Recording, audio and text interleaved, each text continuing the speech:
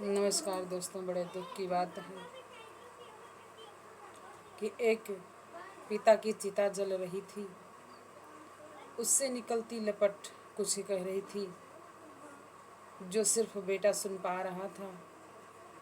मानो कह रही थी कि जा रहा हूँ सफ़र को छोड़कर, कि जा रहा हूँ सफ़र को छोड़कर, आधा बना हुआ वो घोंसला छोड़कर। रखना तुम ख्याल सबका और अपना भी सीख लेना। रखना तुम ख्याल सबका और अपना भी सीख लेना। आएंगे मुसीबतें अब तुम्हारे सामने, उससे लड़ना भी सीख लेना। अब नहीं होगा तुम्हें कोई डांटने वाला, कि अब नहीं होगा तुम्हें कोई डांटने वाला। तुम्हारी गलतियों पर कोई तुम्हें टोकने वाला नहीं होगा। शायद अपने सपने तुम्हें दबाने होंगे जिम्मेदारियों के सामने। होंगी कुछ अच्छाइयाँ जो तुम्हें भुलाने होंगी।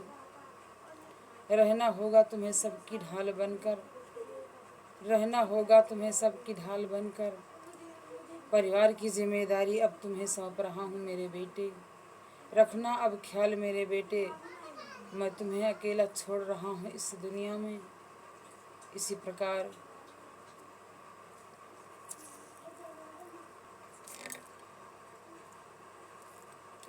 कहा गया है कि अच्छी विचार एवं अच्छी बात हमेशा याद रखना चाहिए। अकेले चलना सीखिए क्योंकि सहारा कितना भी मजबूत होता है।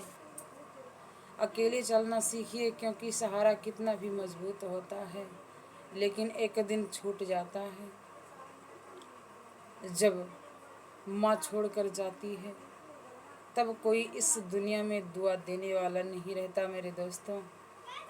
और जब पिता छोड़कर जाता है तो इस संसार में कोई पिता जैसा हौसला बढ़ाने वाला नहीं होता है। भाग्य का खेल माता पिता के मृत्यु के बाद शुरू होता है, क्योंकि जब तक माता पिता जीवित होते हैं उनकी दुआ और आशीर्वाद हमारा जीवन बदल देते हैं। कि कोई बदल जाए तो दुखी मत होना, कोई बदल जाए तो दुखी मत होना, क्योंकि बदलना तो प्रकृति का नियम है। जिंदगी में कुछ समझ ना आए तब सब कुछ परमात्मा पर छोड़ देना। कि जिंदगी में समझ ना आए तो सब कुछ परमात्मा पर छोड़ देना, क्योंकि परमात्मा जानता है कि हमको तुम्हें क्या देना है।